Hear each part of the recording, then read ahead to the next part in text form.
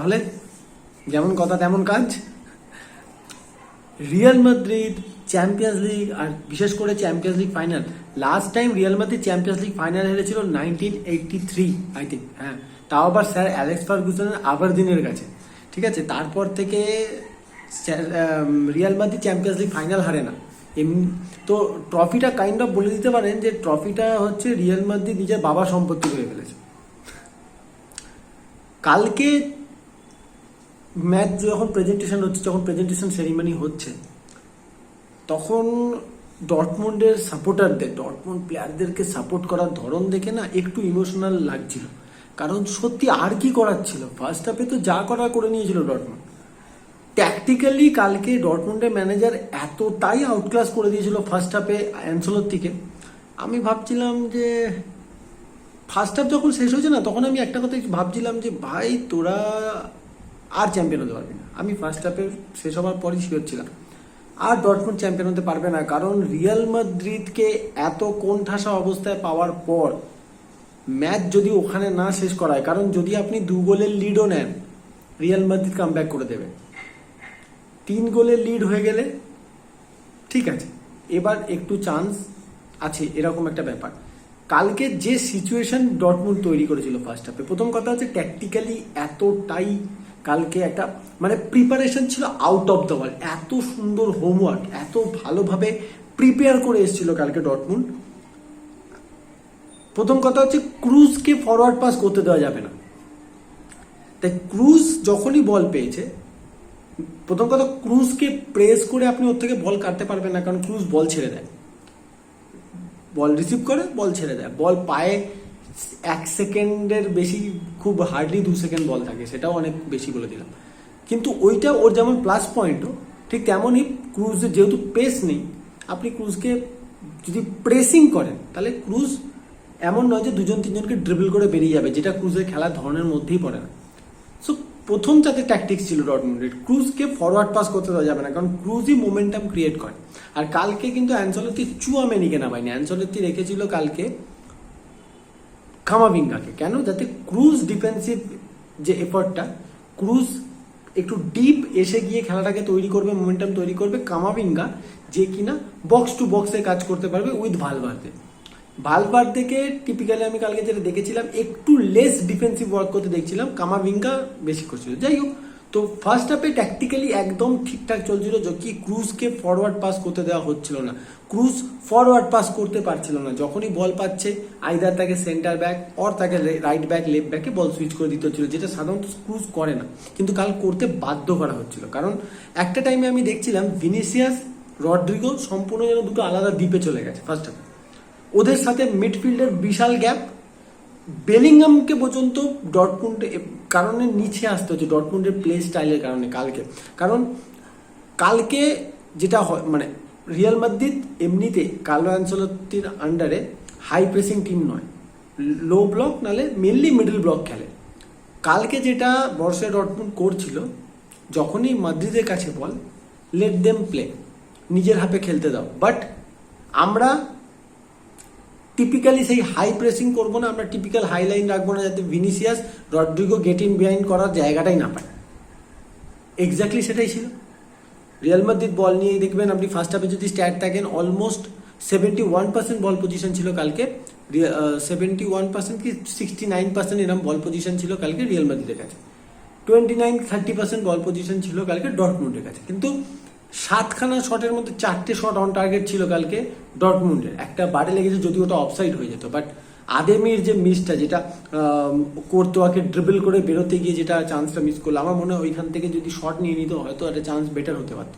But still Karatoya কালকে first time champions লিগে খেলে সোজা খেললো direct final and played one of the best matches. দু তিনটে তো ক্রুশিয়াল সেভ করেছে। যাই হোক, তো যে ট্যাকটিক্সের কথাটা বলছিলাম, যে ক্রুজকে ফরওয়ার্ড পাস করতে দেওয়া হবে না, বেলিংহাম বাধ্য হচ্ছে নিচে আসতে মিডফিল্ডকে হেল্প করার জন্য। সুতরাং বেলিংহাম যে কানেকশনটা অলওয়েজ মেনটেন করে, কার্লো অ্যানচেলোত্তির যে ডায়মন্ড ফরমেশন 4-1-2-1-2 ক্লোজ, সেই ডায়মন্ড ফরমেশনে বেলিংহাম যে কানেকশনটা তৈরি করে উইথ ভিনি, উইথ রড্রিগো, সেটা অফ। ভালভার্দেকেও দেখে মনে হচ্ছিল এদিকে ওদিক ইতস্তত ছুটছে, এবং যখন একটা সময়ের পর যখন রিয়াল মাদ্রিদ ফার্স্ট্রেট হচ্ছে এবার আস্তে আস্তে, সেই মোমেন্টে কিন্তু মিডফিল্ডে Sabitzer, by the way United Erik ten Hag কেন এই প্লেয়ারটাকে ছেড়ে দিয়েছে আমার উত্তর চাই। স্যাবিটজার যেভাবে কালকে রিয়াল মাদ্রিদের মিডফিল্ডকে তছনছ করে ওপেন করে পাস করছিল, একটা সময় মনে হয়েছিল যে ক্রুজের ভূতটা বুঝি স্যাবিটজারের মধ্যে চলে গেছে। এমনিতে স্যাবিটজার বক্স টু বক্স মিডফিল্ডার, কিন্তু কালকে স্যাবিটজার যে পাসিং রেঞ্জ দেখিয়েছে, যেভাবে কাউন্টারগুলো তৈরি করে, যেভাবে মিডফিল্ডটাকে কন্ট্রোল করে ডটমুন্ডে খেলাটাকে খুলছিল, স্যানচোর থেকে আর একটু বেশি কিছু আমি এক্সপেক্ট করছিলাম, বাট পেয়ে উঠিনি। কিন্তু আদেমি কালকে কারবাজালে নষ্ট করে দিচ্ছিল জীবন পুরো। কারবাজাল পাগল হয়ে গেছিল কালকে ওই সময়টা। কিন্তু ইয়ার আলটিমেটলি কি হবে, you have to score goal, otherwise against Real Madrid in Champions League final এত চান্স পাওয়ার পর যদি তুমি গোল না করো, Real Madrid is going to kill you. আর সেটাই হলো। প্রথম গোলটা টনি ক্রুজের, যে জন্য তাকে স্নাইপার বলে, অ্যাকুরেট পাস। আর মজার ব্যাপার, আমি আমার বাবা খেলা দেখছিলাম, আমি তখন বাবাকে এই কথাটা, তার জাস্ট আগেই একটা কর্নার হয়েছে, যে কর্নারটাও সেম জায়গাতে ছিল কিন্তু আবার কর্নার কনসিড করে ডটমুন্ড। তখন আমি বাবাকে বলছি, বাবা এই করতে করতে দেখো মাদ্রিদ একটা গোল করে দেবে, বিকজ ওরা গোলটা জানে কিভাবে করতে হয়। এবং তাই হলো। এবং যখন ফার্স্ট গোলটা হলো না, আমি তখন এটুকু বুঝতে পারলাম যে শুধুমাত্র লাখ লাখ লাখ এই শব্দটা ব্যবহার করে রিয়াল মাদ্রিদকে ছোট করার কোনো মানে হয় না। দেখুন, প্রথম কথা হচ্ছে, আমরা এই পেপ গুয়ার্দিওলার ফুটবলের যে ইনফ্লুয়েন্সটা, সেই ইনফ্লুয়েন্সটার কারণে আমরা এটা ভুলে গেছি যে ফুটবলে ডিফেন্স করা গোলকিপারেরও একটা ভূমিকা আছে। অপোনেন্ট যখন ভালো খেলছে সেই মোমেন্টে স্ট্রাগল করে বেঁচে থাকারও একটা গুরুত্ব ফুটবলে আছে। এই জিনিসটা আমরা একদম ভুলে গেছি। আমরা এখন শুধু মনে করি ও তো ওদের গোলকিপার 3টে সেভ করেছে। ভাই, গোলকিপারের কাজই তো সেভ করা। আর রিয়াল মাদ্রিদ এই কারণে গ্রেট, কারণ ওরা স্ট্রাগল করে সার্ভাইভ করতে জানে।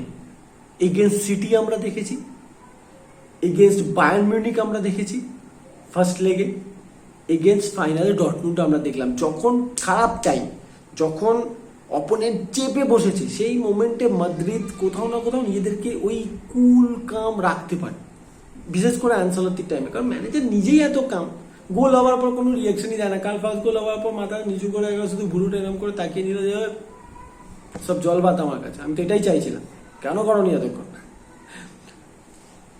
রিয়াল মাদ্রিদ যেভাবে কালকে ফার্স্ট হাফে স্ট্রাগল করেছে, সেকেন্ড হাফে কিন্তু রিয়াল মাদ্রিদ কাম ব্যাকটা করেছে। সেকেন্ড হাফে দেখুন একটু ট্যাকটিক্যালি যে চেঞ্জেসটা ছিল, যে ক্রুজ কামাভিঙ্গা একটু ওয়াইড হয়ে গেল। ফার্স্ট হাফে অনেক ন্যারো খেলছিল, তারপরে দুটো উইঙ্গার আদেমি স্যানচো জায়গা পাচ্ছিল, স্যাবিটজার ওয়াইড থেকে জায়গা পাচ্ছিল। কিন্তু সেকেন্ড হাফে আমি যেটা দেখলাম, 4-1-2-1-2 যেটা ফরমেশনে চলছিল ডায়মন্ড, সেকেন্ড হাফে কিন্তু সেটা হয়ে গেল 4-1-4-1। ভিনিসিয়াস একটু কখনো মিডল কখনো লেফট, আর ওদিকে ভালভার্দে একদম রাইট, মাঝ মাঠে চলে এলো কামাভিঙ্গা, আর এদিকে বেলিংহাম, রড্রিগো মাঝখানে। এবং তার ফলে কি হলো, ডটমুন্ড যে মাদ্রিদের মিডফিল্ডটাকে ওপেন করে দিচ্ছিল, সেটা আর করার জায়গা পেল না। মাদ্রিদ যখনই মিডফিল্ড কন্ট্রোল করতে শুরু করলো, আমার তখনই মনে হচ্ছিল না ইজ দ্য টাইম কি মাদ্রিদ একটা গোল করে দেবে। ভিনিসিয়াস কাছাকাছি পৌঁছচ্ছিল, বাট হচ্ছিল না। দেন মাঠের সব থেকে বেটে প্লেয়ার যখন আপনার হেড মেরে দিয়ে চলে যাবে হামেলসন, স্ক্লটারবার্গ, এইসব প্লেয়ারদের সামনে থেকে, তখন তো চাপ আছে। Dani Carvajal, this is destiny boss. Dani Carvajal ওখান থেকে হেড মারলো, সেই গোলটা অদ্ভুত ভালো জায়গায় বলটা রাখলো, বা রাখার চেষ্টা করেছিল, রয়ে গেছে কিছু একটা। ঠিক তারপরেই আবার একটা কর্নার হয়েছিল, সেই কর্নারে কিন্তু সেম কাজ করেছিল। আই থিঙ্ক পরের হেডারটা মেরেছিল ন্যাচো। ওই গোলটা যদি হতো, ন্যাচোর কেরিয়ারে এন্ড হতো কিন্তু সেইভাবে, কারণ ক্যাপ্টেন হিসাবে চ্যাম্পিয়ন্স লিগ ট্রফি তুলে শেষ করলো, আর রিয়াল মাদ্রিদে থাকবেন আফটার 25 ইয়ার্স। তো ওই গোলটা যদি হয়ে যেত তখনই খেলা শেষ। বাট তারপর একটা ডিফেন্সিভ এরর, ভিনিসিয়াসের কাছে বল, ভিনিসিয়াসের বলতে পারেন কিছুটা লাকি গোল, কারণ শট ঠিকঠাকভাবে লাগেনি, অ্যান্ড দি এন্ড। 2 গোল ওখান থেকে হয়ে যাওয়ার পর রিয়াল মাদ্রিদ কনসিড করবে না, কনসিড করে গেছিল but offside, truly offside. So এটাই, কুডোজ আর good bye Toni cruise.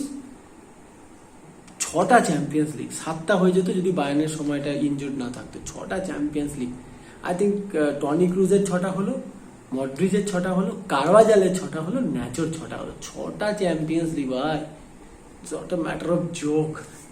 Tony ক্রুজের লাস্ট ম্যাচ হয়ে গেল, বাট মিডফিল্ড, রিয়াল মাদ্রিদের মিডফিল্ড এমনভাবেই পাপা পেরেজ তৈরি করে দিয়েছে। Oh by the way, here we go হয়ে গেছে Kylian Mbappe to Real Madrid, ওটা নিয়ে আলাদা ভিডিও পরে আসে। বাট যা মিডফিল্ড তৈরি হয়ে গেছে, চুয়ামেনি, ভালভার্দে, কামাভিঙ্গা, ইয়ার এই প্লেয়ারটা আমি যত দেখছি, মডরিচ এখন একটা বছর থাকবে, ব্রাহিম দিয়াজ, সেবায়োস, হয়তো মিডফিল্ডে আর এরপর আবার একটা কোনো মিডফিল্ডার অ্যাড অন হতে পারে। তো রিয়াল মাদ্রিদ, আমি তো রিয়াল মাদ্রিদ এখন এরকমই চলবে। Real Madrid will play more and more Champions League semifinals, ফাইনালে কথা বলতে পারছি না, বাট চ্যাম্পিয়ন্স লিগ সেমিফাইনালস, কারণ দেন সেমিফাইনালসে যাওয়ার পর তো অনেক ঘটনা ঘটে যায়। তো they will play more and more Champions League semifinals, কারণ ওদের টিমের কারণে। কালকে খারাপ লাগছিল মার্কো রয়েসের জন্য, সত্যি খারাপ লাগছিল, বাট কিছু করার নেই। রিয়াল এগেনস্ট রিয়াল মাদ্রিদ তুমি কখনোই বলতে পারবো না যে আমরা ডিজার্ভ করতাম। আর দেখো, খেলাটা ফার্স্ট হাফের নয়, খেলাটা দুটো হাফের। গোল স্কোর যদি না করতে পারো, গোল যদি মিস করে থাকে ডটমুন্ড, তার রেসপন্সিবিলিটি তো রিয়াল মাদ্রিদের নয়। এখন লোকেরা অনেকে এটা বলছে রিয়াল মাদ্রিদ ডটমুন্ডের যেটা উচিত ছিল, এত গোল মিস করেছে। ভাই মিস করেছে না, গোল করতে পারেনি। রিয়াল মাদ্রিদ বলেনি গোল করো না, যখনই তারা সুযোগ পেয়েছে গোল করে দিয়েছেন। That is the mentality of A champion team, the winning mentality. আমরা খারাপ দিনেও জিতে বেরোবো, আমাদের খারাপ পারফরমেন্সের পরও আমরা অ্যাটলিস্ট জিতে বেরোবো, মোমেন্টস ভালো, কিছু মোমেন্টস ভালো খেলে বেরিয়ে আসবো। এইটা হচ্ছে রিয়াল মাদ্রিদ, আর কালকে আমরা সেটাই দেখেছি।